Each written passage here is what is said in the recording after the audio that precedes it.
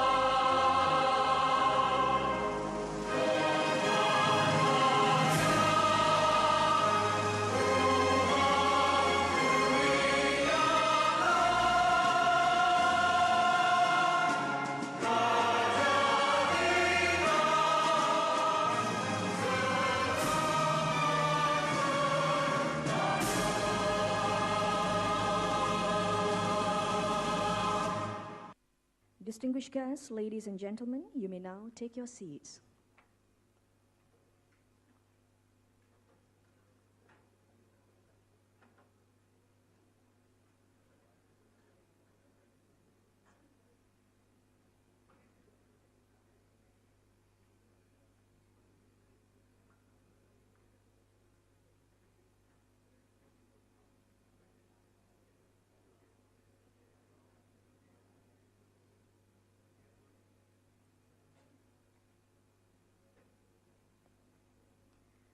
Yang berbahagia Tan Sri Leo Mogi, Chairman Universiti Tenaga Nasional, our distinguished speaker, Professor Robert Froy Engle III, Mr. Uwe Morawetz, Chairman of the International Peace Foundation, Yang berbahagia Tan Sri Elias Omar, Chairman of the Asia Pacific Brands Foundation, Yang berbahagia Professor Dato Insinyur Dr. Mashkuri bin Yaakob, Vice Chancellor, Universiti Tenaga Nasional, Your Excellencies, members of TNB Management and UNITEN Management, distinguished guests, ladies and gentlemen, Assalamu alaikum and a very pleasant morning I bid to all of you present in this hall.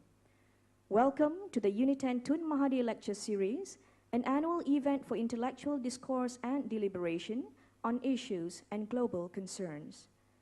For your kind information, this lecture is part of the ASEAN-wide program called Bridges Dialogue Towards a Culture of Peace, which is hosted through the International Peace Foundation.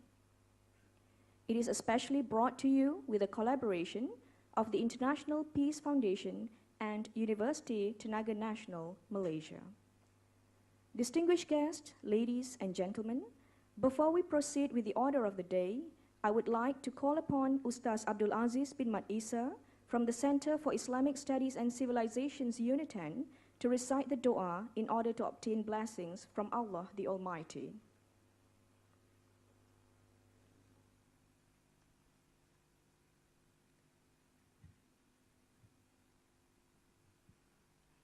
أعوذ بالله السميع العليم من الشيطان الرجيم بسم الله الرحمن الرحيم الحمد لله رب العالمين والصلاة والسلام على سيد المرسلين سيدنا ومولانا محمد وعلى آله وأصحابه أجمعين أصبحنا وأصبح الملك لله والحمد لله لا شريك له لا إله إلا وإليه النشور أصبحنا على فطرة الإسلام وكلمة الإخلاص وعلى دين نبينا محمد صلى الله عليه وسلم وعلى ملة أبينا إبراهيم حنيفا وما كان من المشركين اللهم اجعل جمعنا هذا جمعا مرحوما وتفرقنا من بعده تفرقا معصوما ولا تجعل فينا ولا معنا شقيا ولا محروما الحمد لله We glorify Allah and ask blessings on and salute the noble Prophet, his companions and followers. Glory is to you, Ya Allah, and praise is to you. We seek your forgiveness and repent to you. Ya Allah, Ya Rabbal Alameen, let this day, the UNITEN Tun Mahathir Lecture Series, be the most blessed day we ever saw, the most brilliant ideas we ever taught, the most excellent companions we ever met, and the best time of our existence. Allahumma nawir qulubana binuri hidayatik, kama nawartal arda biduri shamsika abadan abada. Rabbana atmim lana nurana waghfir lana innaka ala kulli syai'in qadir. Rabbana atina fid dunya hasanah wa fil akhirati hasanatan wa qina adzaban nar. Walhamdulillahi rabbil alamin.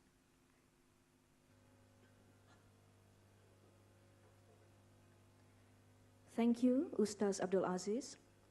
Distinguished guests, ladies and gentlemen, now without further ado, I would like to welcome on stage Yang Berbahagia Tan Sri Leo Mogi, the chairman of UNITEN, to deliver his opening remarks.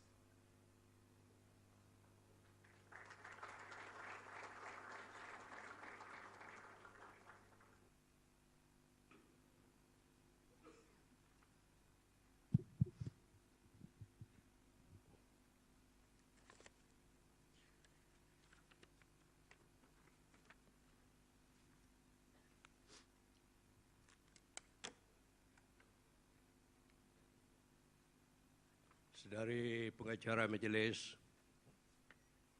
Professor Robert Engle III, Mr. Uwe Morawetz, founding chairman of the International Peace Foundation, Professor Dr. Engineer Dr. Mashkuri Yaakob, the Vice Chancellor of UNITEN, distinguished guests, ladies and gentlemen. Welcome to the UNITEN Tun Mahathir Lecture Series. This year marks the fourth series of this much-awaited program in the university's calendar. We have been blessed with the presence of distinguished speakers in the last three lecture series. Yang Amat Berbahagia Tun Dr. Mahathir himself, the former Prime Minister of Malaysia, launched our first lecture in 2005, followed by technopreneur extraordinary Sir Robin Saxby and Dr. Bob Bishop, the founder and chairman of BB World Consulting Services SAL, a Geneva-based high-tech strategic advisory consultancy. This UNITEN Tun Dr. Mahathir Lecture Series was established as one of the university's main vehicles for promoting continuous learning among individuals and organizations in the country. With its focus on topics of general but critical interest, the lecture series will hopefully enable the audience to gain helpful ideas and strategies on how to cope with today's ever-changing business and social landscape. UNITEN is a pioneer among private universities in the country. It is wholly owned by Tenaga Nasional Berhad, a public listed company. The university aspires to achieve national and international standing for the high quality and relevance in its teaching, its research activities, and its engagement with industry, commerce, professions, and regional communities it serves. I'm proud to say that UNITEN is progressing at a rapid pace and moving from strength to strength to pursue its goal of becoming the benchmark for other universities in all aspects. Backed with a comprehensive quality framework, UNITEN's first sweet success in service excellence was when it became the first Malaysian universities to be awarded the Quality Environment certification for both its campus here and in Masan Shah.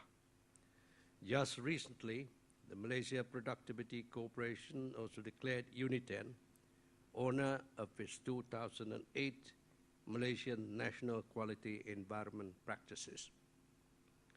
All academic programs at UNITEN are recognized, not only by Malaysian accreditation boards and professional bodies, but also by those outside Malaysia. This includes the Institute of Chartered Accountants of England and Wales for UNITEN's accountancy program, and the Institute of Mechanical Engineering, the UK, for the university's mechanical engineering program. UNITEN is the first university in Malaysia to obtain a full 5-year unconditional accreditation for its mechanical engineering degree, which places it at par with the engineering degree in the United Kingdom. In addition, our researchers have also made their mark by winning interest at both local and international levels. As an institution of higher learning, UNITEN's role as an educator is vital. This lecture series is a platform for distinguished individuals who have made their mark in the world to share their achievements and life experiences, and we hope through that will help inspire and motivate the community at large, especially the younger generation. Ladies and gentlemen, today at this 4th UNITEN Tun Mahathir lecture series, we have the privilege and pleasure of welcoming Professor Robert F. Engle III, who is the Sberigis Bridgebank Prize winner in economics in 2003 in memory of Alfred Nobel. After obtaining his PhD in economics from Cornell University, Professor Engle became Professor of Economics at the Massachusetts Institute of Technology. He then joined the faculty at the University of California, San Diego, until his retirement in 2003.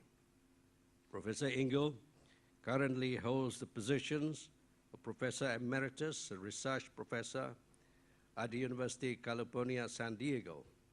He also teaches at New York University's Stern School of Business, where he is Michael Amelino Professor in Management of Financial Services. He also co-founded the Society for Financial Econometrics. Professor Engle's most important contribution was his path-breaking discovery of a method for analyzing unpredictable movements in financial market prices and interest rates. His statistical models of volatility have in fact become essential tools of modern asset pricing theory and practices. Professor Engle will speak on a topic titled, "Why is global financial volatility so high?" This being volatile times, we are indeed most fortunate to have Professor Engle here this morning to enlighten us and enhance our understanding of and on why is global financial volatility so high. On that note, I would like to welcome Professor F. Engle III to UNITEN and to thank him for honoring us with the pleasure of his presence and the wisdom of his expertise and experiences. We would also like to thank Mr. Uwe Morawetz and the International Peace Foundation for making this possible. Thank you very much.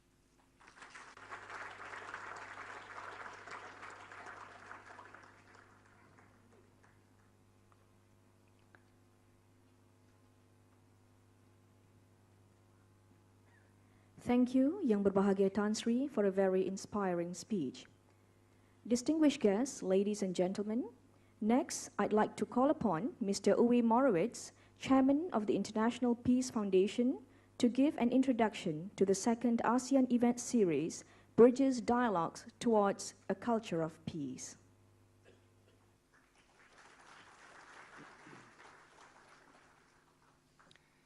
Welcome to the second ASEAN event series, Bridges Dialogues Towards a Culture of Peace. Bridges is facilitated by the International Peace Foundation, a non-political and non-religious foundation under the common patronage of 21 Nobel Peace Prize laureates based in Vienna. The events are hosted in cooperation with various local partners, including the country's major universities.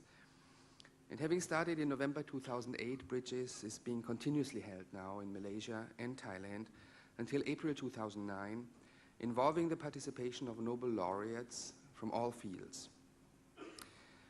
The second ASEAN series of bridges is an independent contribution to the Decade for a Culture of Peace and Nonviolence, initiated by the United Nations General Assembly.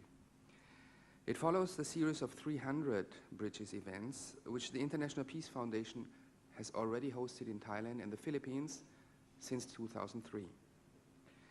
Increasing ethnic, political, religious, and social conflicts and the helplessness to respond to them without further stimulating the spiral of violence show us peace is not a given good.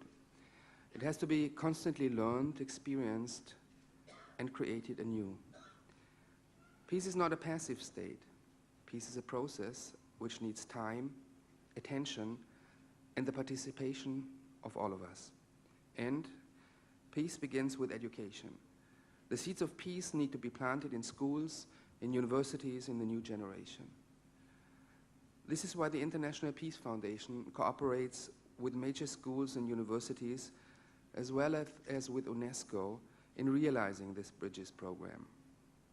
We believe in the importance of the education and scientific community of Malaysia by bringing the knowledge and wisdom of Nobel laureates for peace, physics, chemistry, medicine, and economics to this country. What these highly in-demand Nobel laureates normally see of a country are airports and hotels. They deliver their lecture, stay for one night, and leave. We have invited them here not only to speak, but to share, to engage, to listen. They come here not for one day or one event only, but for various dialogues in different parts of the country, without requesting any honorarium, because of their real interest in building bridges, because of their real interest in Malaysia. It is our hope that these are not the first and final visits of these Nobel laureates, but visits with many fruitful returns to build long-lasting friendships and to start, for instance, research programs or other forms of cooperation with the local universities and schools. This is how bridges could develop into a long-term and sustainable success for Malaysia to strengthen education as a basis for peace. I thank Chairman Tan Sri Leomogi and Vice Chancellor Professor Dato Dr. Maskuri bin Yaakob, the Universiti Tenaga Nasional, and the organizing committee of today's event for taking up this opportunity of our cooperation and for inviting today the 2003 Nobel Laureate for Economics, Professor Robert Engle, to this prestigious university. We look forward to his keynote speech and to his important contribution to build bridges. Thank you very much.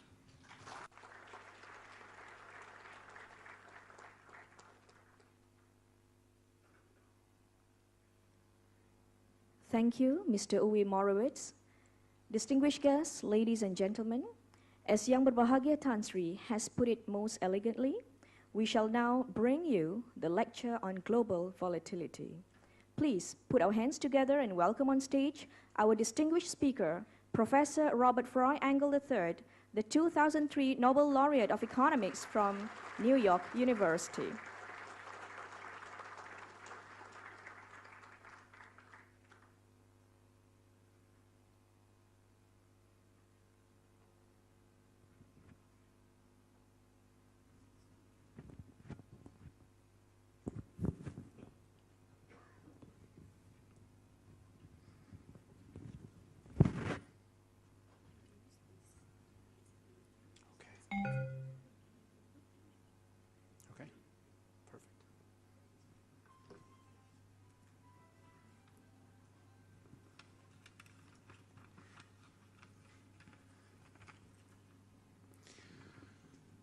Well, good morning. It's a great pleasure to be here. It's a great pleasure to be at UNITEN, this very wonderful university. Maybe I should move this. And I'd like to thank Tan Sri Leomogi and all distinguished faculty and administrators who are here today and have helped arrange this visit. And I'd like to particularly welcome students and faculty to this lecture. I'd like to talk about a subject that we see all the time. Am I getting an echo? Yes.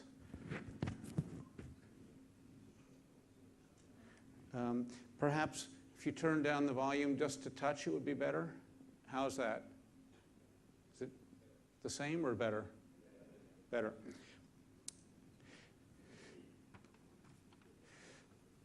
Every day when we listen to the news or read the newspaper, we see that the stock market has gone, well, sometimes up, but often down quite a lot recently. And when we discuss this, what we're talking about is the volatility of the stock market. Volatility is the size of the movements, and if these are large on a day-to-day basis, we say the market is very volatile. And what I'd like to talk about is things like, how volatile is it really? Which stock markets are more volatile? Which other financial markets are more volatile? And why has this happened? And how do we go from here? How do we organize our thinking about the future that's before us? So I'd like to start with just a comment about risk. I'd like to think about this in terms of risk. A risk is some future event, some bad event in the future, which possibly we could avoid. But many risks are risks that we are willing to take because the rewards are great enough to be worth the cost of taking the risk. The systematic study of which risks it's worth taking is one of the major topics of finance, where the risk-return trade-off is a key feature that we study. Is that better? Good. I thought maybe we lost the lights for a second, but I guess we're okay. So this turns out, of course, to be a topic that's been studied for many generations of finance professors, and many Nobel Prizes have been given for answers to this problem. Markowitz and Sharpe and Tobin all received Nobel Prizes for work which associated the risk of a financial market with its volatility. The higher the volatility, the higher the risk. In Sharpe's creation, the capital asset pricing model shows the first answer to the question of which risks should we take and which risks should we not take. And the answer is a very simple one, that we should take only diversified risks. We should form portfolios that diversify as much as possible the risks that we have, and those would be the only risks that will really be rewarded. If we take risks that are not in this form, then we're just gambling.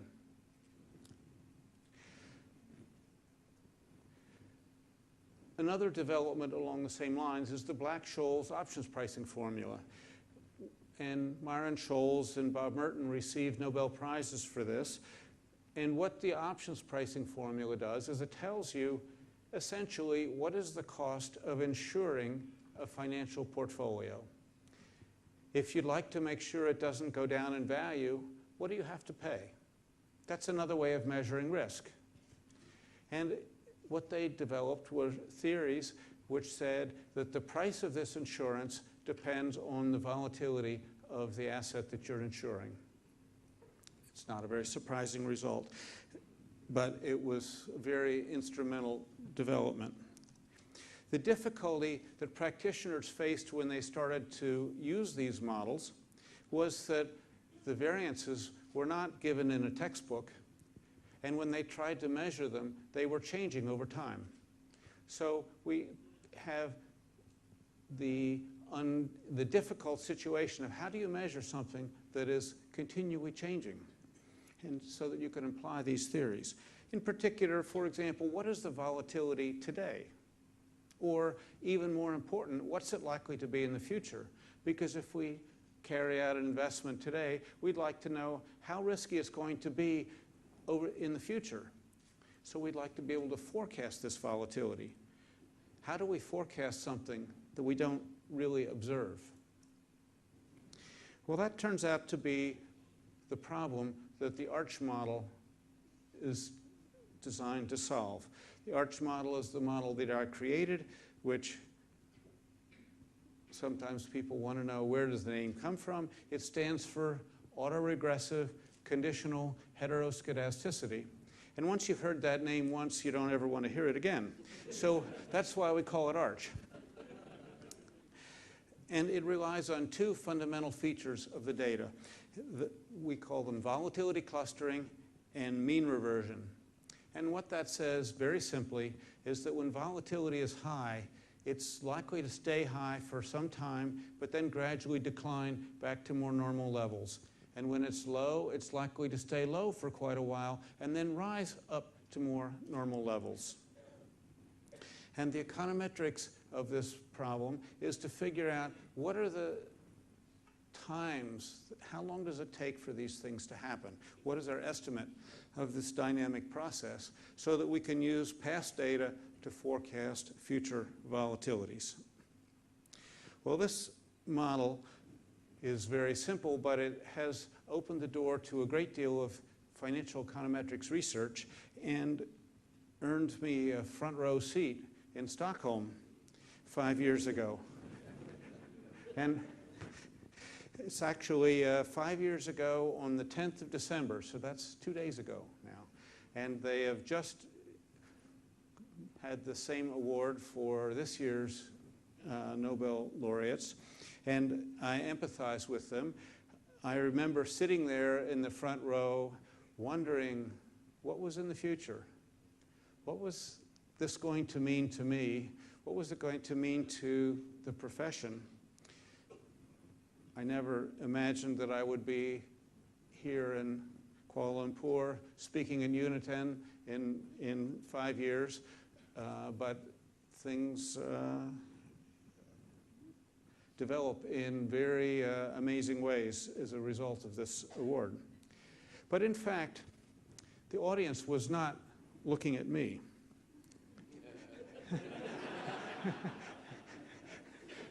The audience, I think, paid a lot more attention to the Swedish royal family. You see the king and queen there, the queen mother, and most prominently, the crown princess.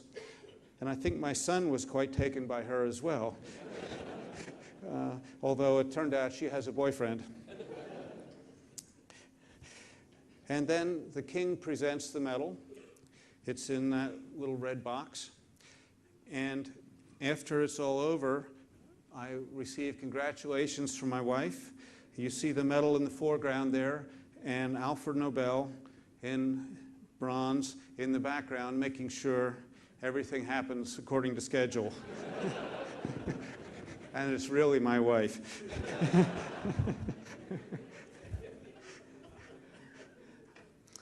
So what is this ARCH model anyway? Here's a picture that I think is a way of thinking about it. In the red is every day's return on the Standard & Poor's stock market index from 1990 up to about a year ago. And you can see it goes up and down. And the blue and green curves are predictions of the ARCH model. Actually, it's the GARCH model, which is a generalization, of what the confidence interval is going to look like on the next day. So if every day someone could tell you the stock market is going to be within this bound tomorrow, that would be a way of understanding how much risk there was in the market. In fact, the green curve at the bottom is a commonly used measure of risk in financial markets called the value at risk, and it talks about how much is it possible that you're going to lose in the market tomorrow. These are calculated as standard deviations, and so this picture is a 3 sigmas picture, plus 3 standard deviations and minus 3 standard deviations. And the dramatic thing you see is that these are not constant over time. That in the middle 90s, the confidence bands are quite tight. In between 98 and 2002, they're quite wide. Then they get narrow again. And of course, on the far right-hand side, you see they're starting to expand. And the question is, what's going to happen next? And I'm going to have to show you in a subsequent slide what happens next. So this way of measuring this gives you an idea what could happen in the next day or so to your position in the financial markets. It turns out that about less than 1% of these days exceed the 3 sigma band. That's a little more than you would expect for a normal distribution, but not more than you would expect for a more fat-tailed distribution like a student T distribution. But you might wonder whether this really works in the kind of turbulent financial market we're in today. And does it really work looking forward, or does it only work when you look backwards over time? So what I want to show you next is that if you take this model estimated through, say, 2004, which is what I did, and then you freeze the model at 2004 level, but every day you use the information that you have to forecast the next day's confidence band, you get a different looking picture. This is the picture starting in 2005 using information only up through 2004. And what you see, of course, is the confidence band is very narrow for several years, 5, 6, and 7. This is the first half of 7 anyway. This is the period of low volatility that we've just come out of. That's really, again, been a global period of extraordinarily low financial market volatility. But starting in the summer of 2007, the confidence bands got wider, and starting in September of this year, they have skyrocketed on the right-hand side, and you can see that these measures of risk have increased dramatically. The money that we have in the stock market is much riskier now than it was 6 months ago, and it was a lot less risky a year ago. In fact, if you look at this, you see that it rarely crosses the 3 sigma event, even though we've had these incredibly turbulent times. And that's because the bands are increasing fast enough so that the events that are so large don't cross the 3 sigma confidence bands. If you look at the returns divided by the standard deviation, it looks kind of like a bell curve and sort of like a normal distribution, although if you look at the kurtosis on the right-hand side, you'll see it's more spread out than an ordinary normal distribution. And if you can look carefully at those statistics, you'll see that the biggest event on the upside is 3 sigma event. And if you look at the minimum, the worst event on the downside is actually 7.5 standard deviations. So a 7 sigma event is extraordinarily big and suggests that there is something in this time period that the model didn't pick up. Let's ask what that is. If you look at this, at the data that's behind this plot, you can see that this one big event is the largest event in this period. Other than that, it looks pretty uniform. And that big event is in February of 2007. And if any of you were managing money in February of 2007, you may remember February 27th was the day the Chinese government decided to tax transactions on the Shanghai stock market, because they were worried that the Shanghai market was having a bubble. It was growing in an unsustainable fast pace, and they wanted to slow it down. The entire world stock markets collapsed that day, but recovered in a matter of a few days. So it was a rather short-run event in the global financial system, but it was very dramatic, and it came at a time when volatilities were otherwise very low. So that's the reason it shows up as a 7 sigma event.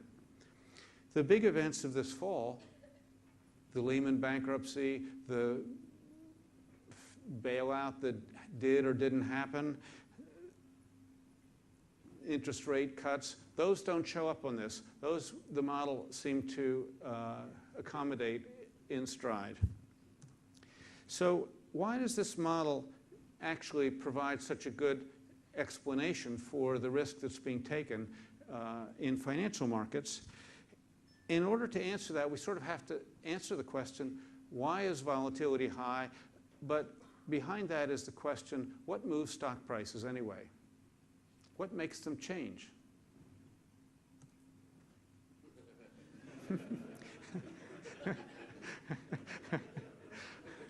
Right, we all believe this, right? Yeah, my students think this is the answer. But I try to give them another alternative to this, because if this is the answer, then there's nothing we can do about it. So what I think a better answer is that everyone who invests in the stock market is doing it because they think the future earnings of a company or a country are going to be greater than the market expects. And so it's really an evaluation of the future prospects that we carry out when we decide to buy a stock or to sell a stock.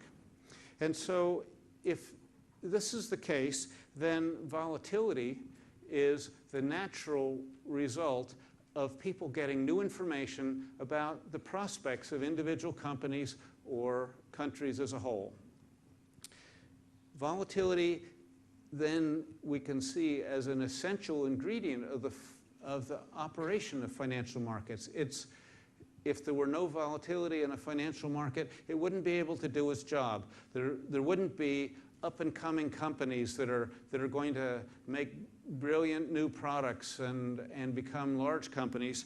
There wouldn't be old, tired companies that are going to need to deteriorate in their value and their market cap. There wouldn't be banks that are headed for bankruptcy. In any case, volatility is a natural function of the market. And when we say that we're in a period of high volatility, what this means is we're in a period when there's lots of news. And in fact, if you think about it, that's the way it is today. We have news in the newspaper every day, which is amazingly important compared to what we used to have a year ago. We see bankruptcies, we see governments trying to decide whether to bail out one industry or another industry. In the US now it's automobiles, but maybe airlines are waiting. It's been the banks. We see signs of slowdown in Singapore, in manufacturing, in a variety of, Malaysia. This morning's paper was full of bad news about the Malaysian economy. So there's just a lot of news every day, and financial markets are responding to news by moving along the way. So in a simple sort of sense, volatility is because there's a lot of news. It doesn't exactly help us, but it helps us understand where the volatility is really coming from. It's people doing the best job they can of figuring what the future is going to really look like. There's another feature which we can extract from this way of thinking about it, which I call asymmetric volatility, which is the fact that bad news moves markets more than good news does. And that is sometimes described as a characteristic of fear and greed or something like that. But I think it can be just described as a characteristic of risk aversion. We don't really like stocks that are risky. And so if a stock becomes riskier, we're likely to hold less of it. And so you would expect the value of this stock to go down when it becomes riskier. And so changes in risk for economy as a whole or an individual stock are likely to be associated with a drop in price. So prices falling and volatilities rising are often reflections of the same information. So we tend to see high volatility when markets are falling, and bear markets are a time for especially high volatility. And that's, again, where we are today. In fact, there might be other risk factors that are important for pricing the assets that we look at. And these risk factors are described by the intertemporal capital asset pricing model as factors which change the future investment opportunity set. That is, they're factors which tell you that the future is going to be better than it is today, or that it's going to be worse than it is today. And factors that are associated with that would have value for investors in hedging their long-run risks and for understanding what they're going to look like. In fact, such risk factors should also carry a risk premium. And when these risk factors become more risky, we would expect them to be less desirable, so we would see decline in value. So we can actually test whether some factor that is considered to be a risk factor does have these risk characteristics.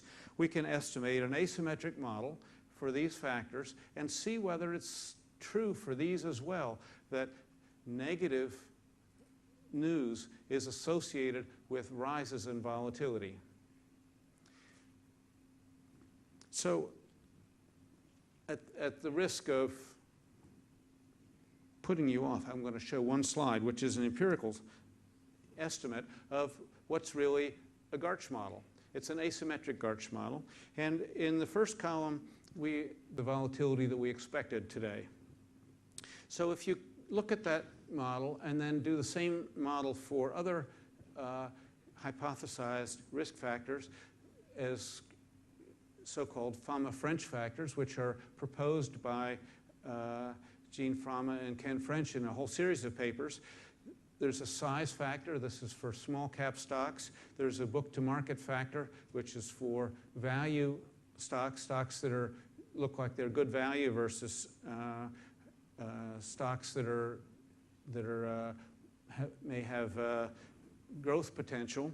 And you look thirdly at momentum stocks that have previously gone up, past winners versus past losers. You see that all three of these factors have some evidence of asymmetry, but it's of the opposite sign. It says when these factors become riskier, people seem to buy more of them. So they're probably not really risk factors. They may just be statistical factors that people found in the data, and they might not really continue to be relevant for investing in the future because they're not really associated with natural risk. But there might be other factors that we're going to come back to. It could be volatility itself is a long-run risk factor. When volatility goes up, the investment opportunity set gets worse. That's what we're seeing. And so it might be that volatility is one of these hedge factors. We're going to talk about war and terrorism as a long-run risk factor, and we're going to talk about climate change as a long-run risk factor. But before we do that, let me show you a few pictures of what volatility is doing now. And these are pictures actually done through last week. December 2nd, I guess, was the observation. And these are from a website that we've developed at New York University to update volatility models on a daily basis and make them available to the general public. It's called VLab because it's the Volatility Laboratory. So we're testing out volatility models and seeing how they actually work in real time. So here is the S&P 500, and you see the same sort of results we've seen before, but I want to draw your attention to the far right-hand side of this curve. First of all, where there's a scale which shows that typically it's between 10 and 20% volatility. In the bad times around between 1998 and 2002, we had volatility which was more or less between 20 and 40%. But we have just over the last month and a half, or I guess or 2 months now, seen volatility spike up to the 70 and 80% level. This is extraordinarily high volatility that we've not seen since 1990, and we'll have to take a look at whether we've seen this before at all in the US history. Volatility of 70% corresponds to a daily standard deviation of about 5%. So a 5% standard deviation, if we think about this 3 sigma confidence band, that says we're pretty sure that the financial markets are going to be within 3 sigma on the next day. So that's 3 times 5%. That would be 15% up and 15% down. And almost every day we're pretty sure that we're going to be within plus or minus 15%. Well, that's a pretty big interval. The stock market falling 15% in a day is an amazing event. So that shows you what a big volatility we're really talking about here when we're at 70%. So here's a shorter picture. This is just since, I guess this is what, 6 months of it. And I've plotted it against the VIX, which is the volatility estimated from options markets. It's a totally different data source. And what you see is they really move pretty much together. In fact, even the wiggles are pretty much lined up together, and that's a result of this asymmetric volatility being present in options prices as well as in the GARCH models. If you look at exchange rates, you see that although they were on average about a 10% volatility, in the far right-hand side, the yen-dollar and the euro-dollar exchange rates have had volatilities that have risen very dramatically. The euro-dollar going to 20% and the yen-dollar going up to almost 30%. If you look at the MSCI World Index, so this is an index of stock markets all over the world, you see volatilities with very much the same pattern. Low in the 90s, low in the 2000s, middle 2000s, high in between. There's probably a little more volatility in 97 and 98 than we saw in the US, but we see this big spike at the end. If you look at an emerging market index, you see volatilities about a month ago were almost up to 100%. So 70% is high, 100% is higher. But we see this interesting trend that volatility has fallen very dramatically in the last couple of weeks. Now, this is only through December 2nd. So I'd like to see, I was actually hoping that I would be able to show you up to even yesterday, but I didn't get it done. In any case, this has shown a very substantial decline in volatility, which if it lasts will be very encouraging for investors in emerging markets. Looking at Asian markets, we see that Australia, Hong Kong, Japan, and Singapore all have roughly similar patterns of volatility, rising dramatically in September.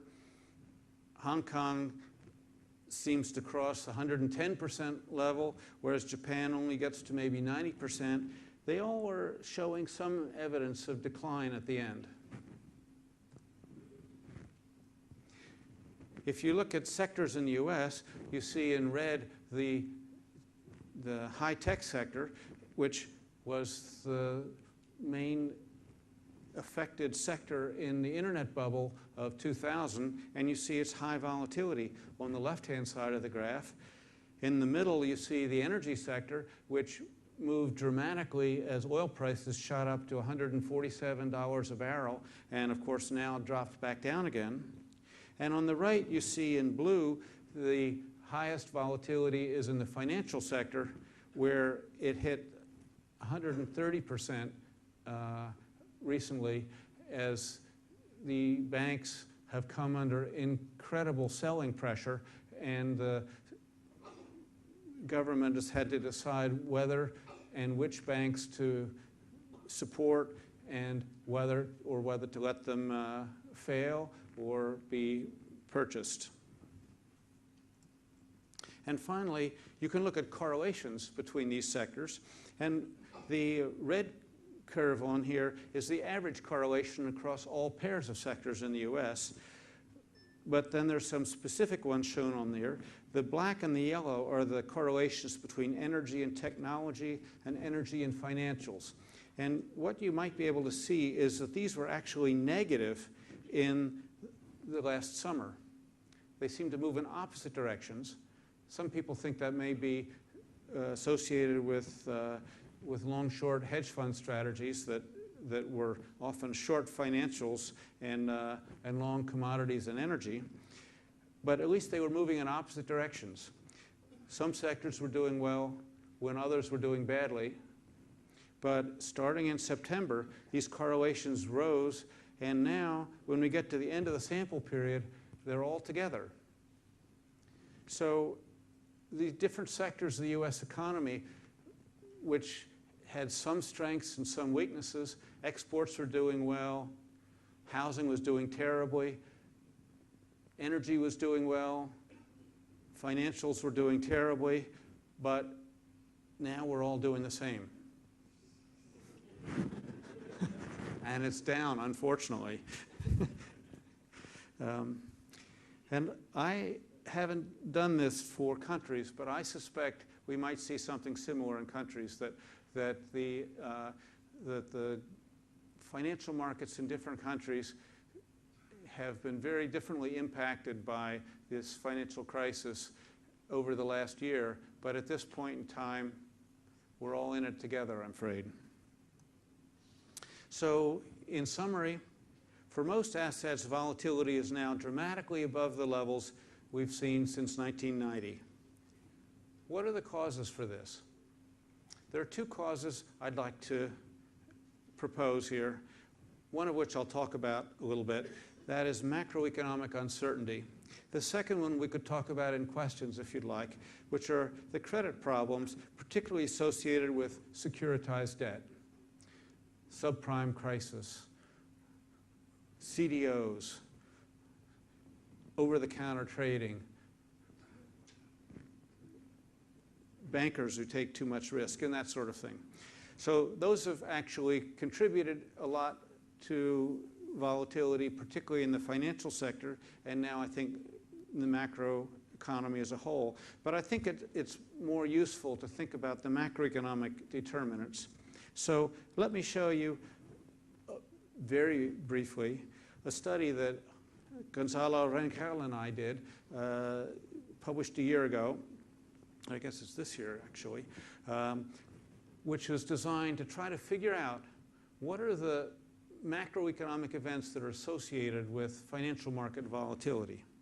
So what we did was we estimated one of these GARCH models, but a sort of a special kind of GARCH model, which had for 50 different countries.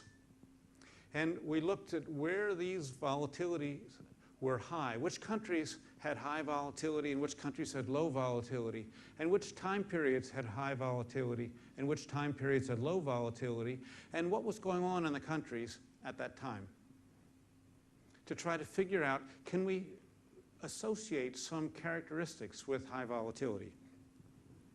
Well, in short, what we found was that countries and time periods with high inflation had high volatility. We found, perhaps more importantly now, that countries with slow output growth and recession had higher volatility. Also important now, high volatility of short-term interest rates led to high financial market volatility. So the short-term interest rate is actually a policy tool usually set by the central bank, and central banks have been dropping short-term interest rates very rapidly. But this is actually one of the features which is associated with high volatility, and it doesn't mean they shouldn't do it. It just says this is partly an explanation for why volatility is high.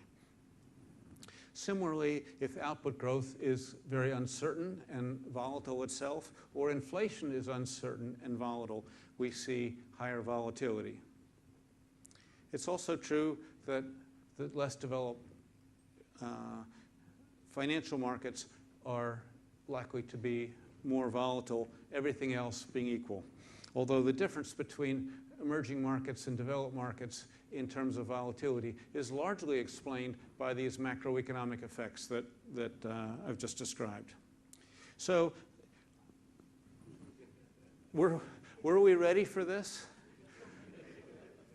I mean, a lot of the macroeconomic turndown was predictable. The economies had been growing. We were, of course, worried about inflation up to maybe 6 months ago when energy prices were still so high. Now we've decided inflation is not what we're worried about. Maybe it's deflation that we're worried about. But the macroeconomic slowdown has been predicted for a while. The risks to the global economy have been apparent to many people. So were we prepared? Certainly not all of us were, because many of us have lost lots and lots of money in the stock markets because we didn't see this coming, at least at the extent it came. So let me now take you back in time a little bit to see whether this event has any historical antecedents. Here's a picture of the Dow Jones over the last 80 years, starting in 1928. Anybody remembers 1928? I don't think so, but we all read about it because 1929 was the great stock market crash, and that was one of the major events in economic history for a long time. I think what we're going through today is going to be one of the major events in economic history that we'll study for the next decade. And so we should pay attention because it's very interesting what's happening, and it's easier to think about this as a science project than to think about it like this is this world disaster. In any case, we have back here at the beginning on the left-hand side of this picture the high volatility of the 30s. You see the enormous price move that happened in 1987 with the stock market crash. You see the high volatility period of the internet bubble and probably the Asian currency crisis there. And then on the right-hand side, you see just up against the border the high volatility we're in today. So let's take a look at what the volatilities actually look like in this period. Using sort of a GARCH model over this entire sample period, we can get estimates of volatilities over these different intervals. So you can see in 1929 this enormous spike in volatility when the stock market crashed. Volatility went up to 100%. We now know how that feels. But it was only for a short amount of time. It decayed quite rapidly back down to about 20%, and then gradually, slowly increased, reaching maybe 50% for several years, maybe from 31 through 33 or 34. So this was the end of the Hoover administration and the beginning of the Roosevelt administration. Roosevelt brought in, Hoover treated the recession as if it was a time when the government should contract and not defend the banks. Roosevelt treated it as a time when the government should employ massive fiscal policy to hire unemployed workers and put them into work doing things which were good for the economy, and put in deposit insurance and various protections for investors and banks. These were untested theories proposed in many cases by Keynes, but this was a brand new theory that Keynes had proposed and was extremely controversial. And I think the financial markets had no idea whether it was going to work or not. We think in retrospect that it did work, but some substantial amount of this high volatility was presumably because these were untested policies and we didn't know what was going to happen, so that the policy itself contributed to the volatility. And I think we're there today as well. The policies that we're using in the United States are untested. The investments we're doing in banks, this bailout bill that we've got, the car czar that people are talking about to try to help the automobile industry recover. These are untested policies, and financial markets are very nervous, and they don't know whether to go up or down when they see these kinds of policies. There was a spike in volatility in 1937, so it rose back up again.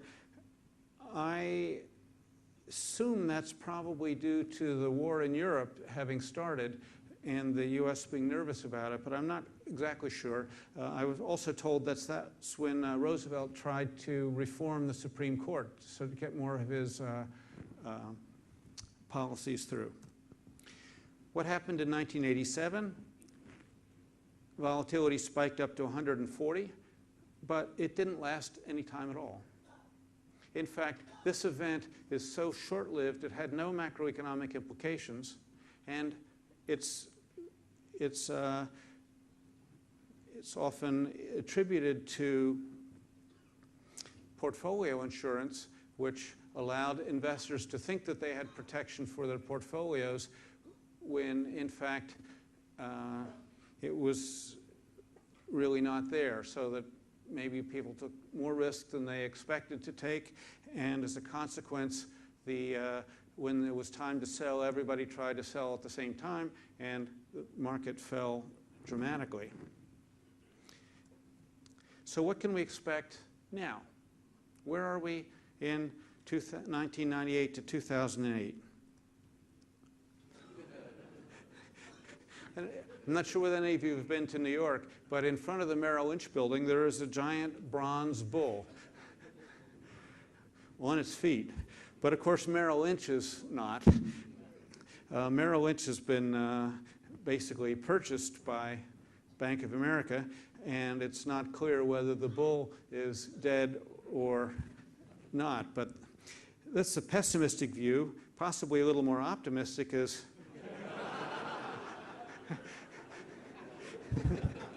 is Barack Obama dancing with Sarah Palin.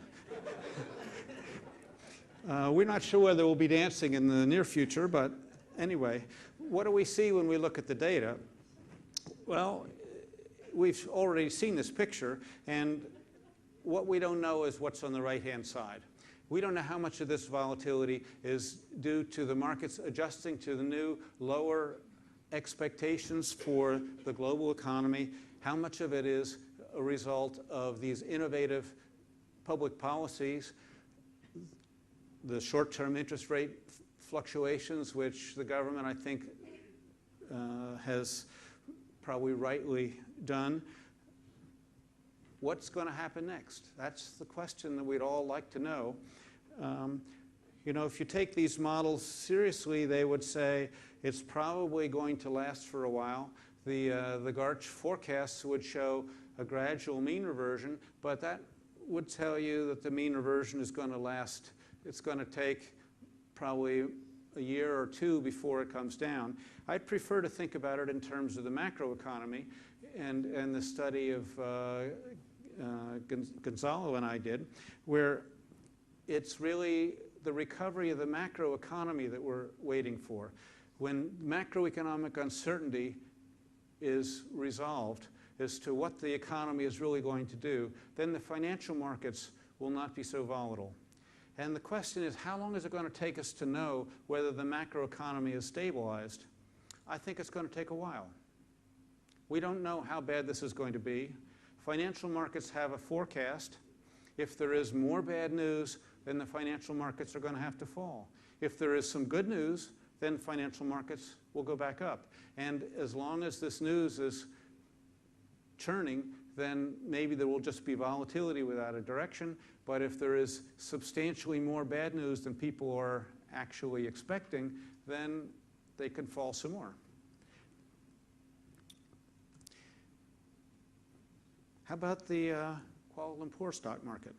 So here's a picture of the Kuala Lumpur market since 1993. You see in blue the level of the stock index, which fell dramatically in 97 and 98, and then fell again in starting in more or less January of 2008. And of course, in the top you see the volatility. And when you estimate a GARCH model, which I did in the hotel room the other day, you see volatilities were low in 2004, 5, and 6, like in the rest of the world.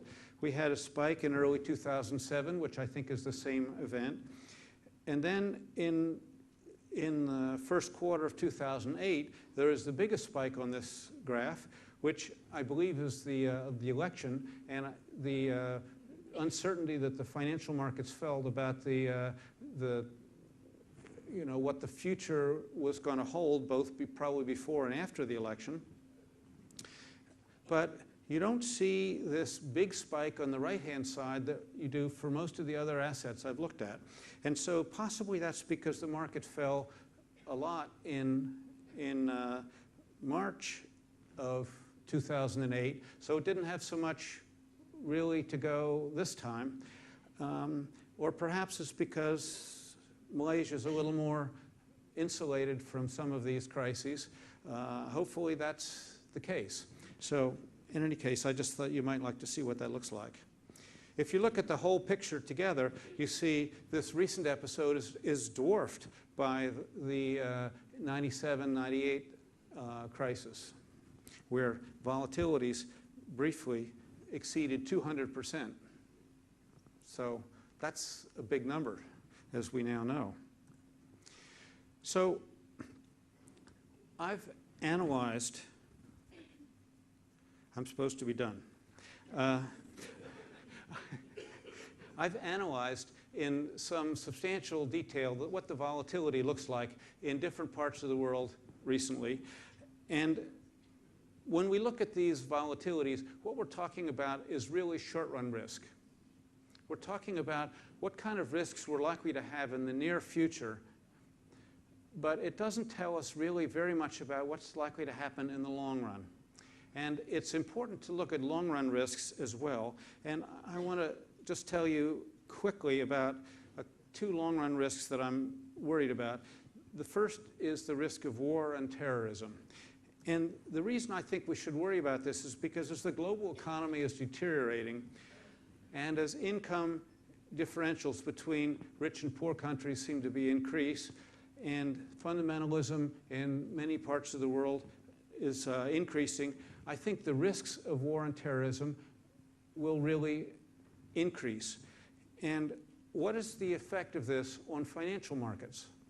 I mean, normally we talk about the effects of war and terrorism on us in lots of ways, but we might not talk about the financial markets. So let's talk about the financial markets.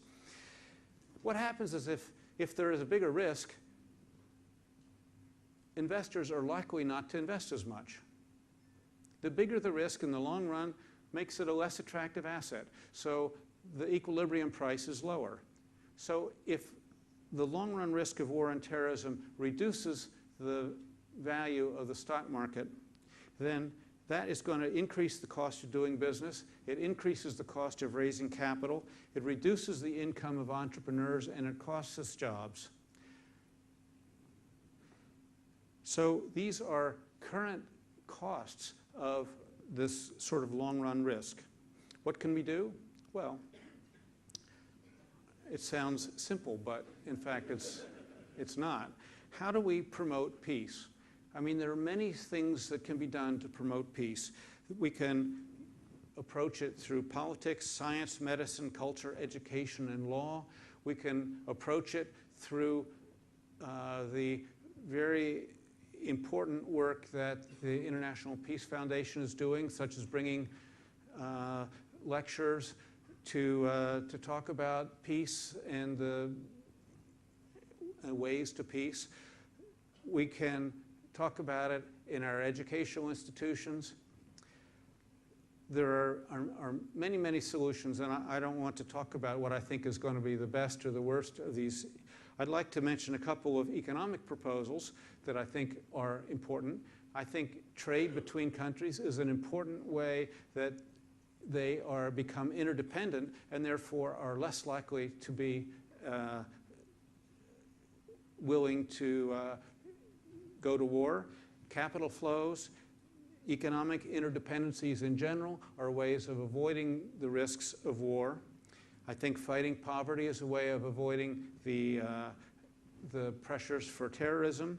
And I think reforming education to show the values in cooperation and tolerance is a really key ingredient, and I think that the universities have a very important role to play in this kind of argument, that we need to show the benefits of cooperation. We're a global economy. We have to cooperate with each other, and the benefits from cooperating are enormous. The costs from not cooperating are what we're talking about here. Peace permits prosperity.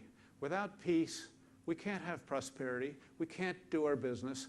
We need to have stability in our governments. We need to have stability in our political relations with our neighbors, with our economic relations with our neighbors, and that lets us do the best thinking and our best kinds of business plans, and that's where jobs and income come from.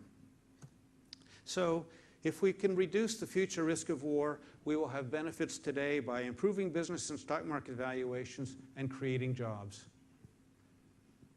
Just reducing the risks have benefits.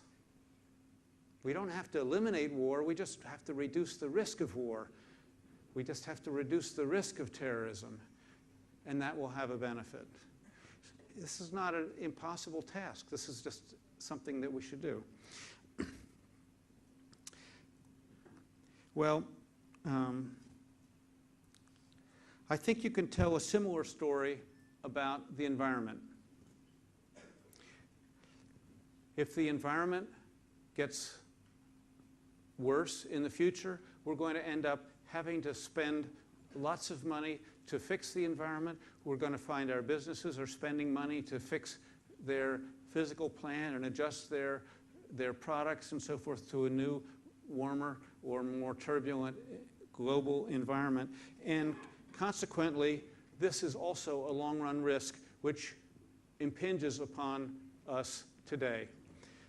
But it especially impinges on the young people here who are going to be the workers in 20 years who have to pay these costs and are going to find that potentially the globe is less able to support the standard of living that we're expecting.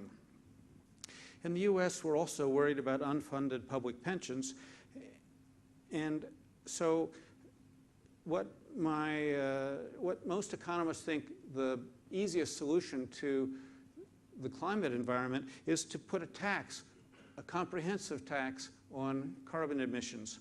And if you do that, then it will encourage alternative energy solutions. They don't have to be subsidized. They will be encouraged by the relative price. And if it's comprehensive, then we can be happy when anyone manages to avoid this tax because they're doing exactly what we want from a green point of view.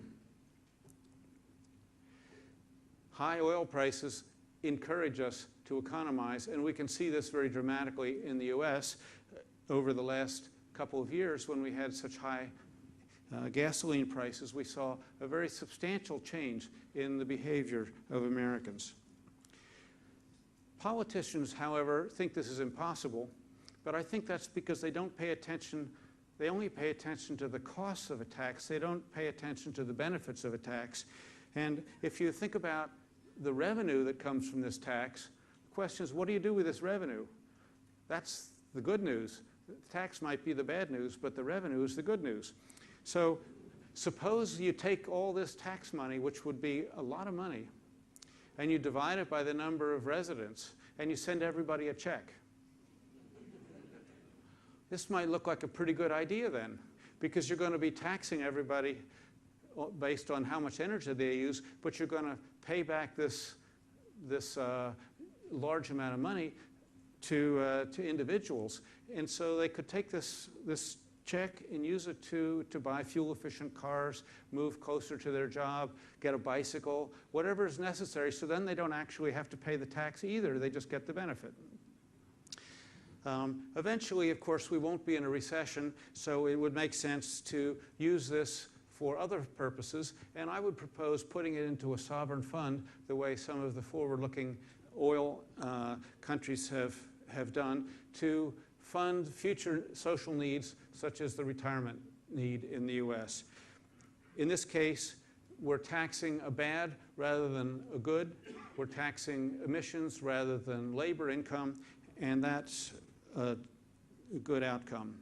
So let me just conclude by showing you a picture here. This is you might think of this as a prospectus for an investment. This group of people wants your money. And you look at them and you say, does this look like a promising enterprise? Would you put any money into this group of individuals? It doesn't look too good to me. I mean, I would be very suspicious if someone came to me and said, you know, why don't you put some money into this? But in fact, if you look carefully, you'll see in the lower left-hand corner, there's little Billy Gates, who is the richest man in the world, or at least was until, I don't know, 6 months ago or something like that. And what it turns out is this is the Microsoft team picture in 1978. So that's 30 years ago. So here's Microsoft, one of the biggest corporations in the world, as a startup 30 years ago. Now, of course, I'm sorry I didn't give any money in 30 years ago, and we're all sorry we didn't do that. That would have been a brilliant investment in spite of this picture. But it does suggest what can happen in 30 years.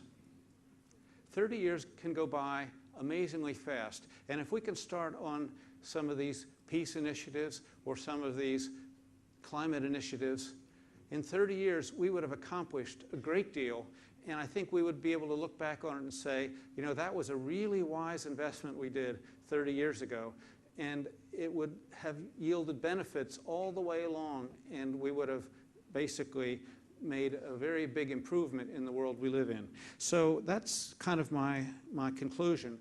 Let's make sure we only take the risks we intend to take, keep an eye on the long-run risks, and remember that reducing the long-run risks has benefits today. And in case you have a hard time sleeping, here's a book you might want to take a look at, which isn't out yet. It'll be out next month, called Anticipating Correlations, and it's talking about how you do risk management and how you forecast volatilities and correlations in these kinds of turbulent times. So come join me in my favorite cafe, the Arch Cafe. Thank you.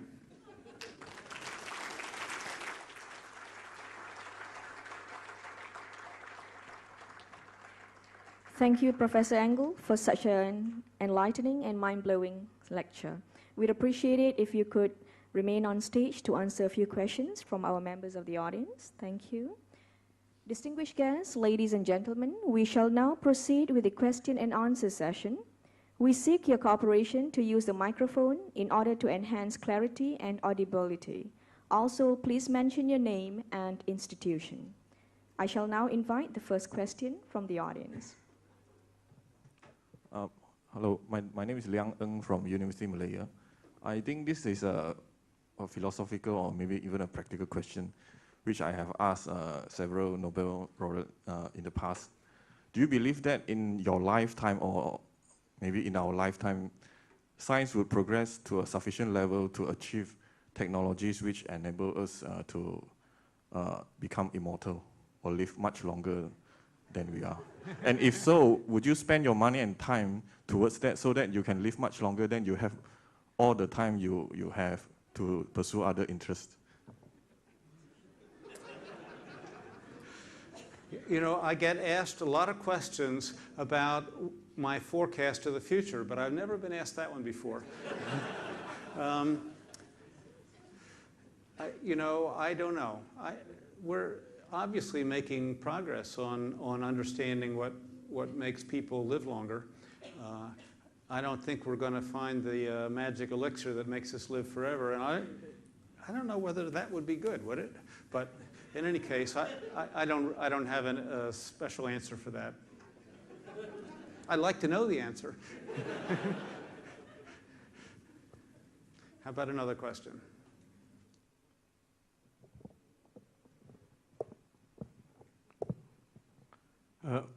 Hello, my name is Jonathan. A very good morning to the chairman of UNITEN and to all his wonderful colleagues here at UNITEN and to everyone in this room.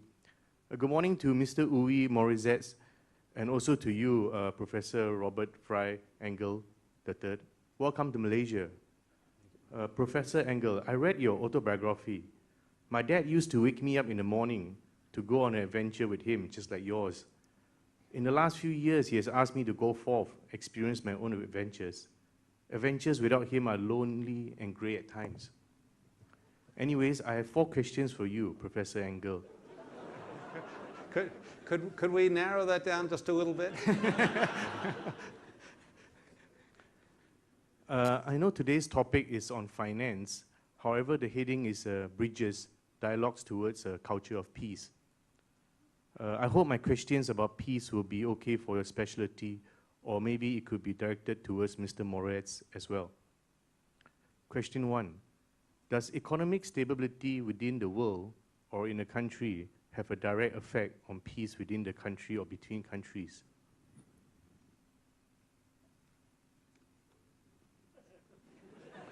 Just let me repeat. Why don't you give all 4 of them first?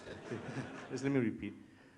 Does the economic stability within the country or in a country have a direct effect on peace within the country or between countries? So is that your question? Yes. Or are you going to ask 3 more? Yes. Thank you. Thank you. If you're finished. I still got 3 more. No, you're going to have to just Okay. decide which question you wanted to ask. Okay, I'll ask this one then. You'll have this one. Thank you. I think it does, actually. I think that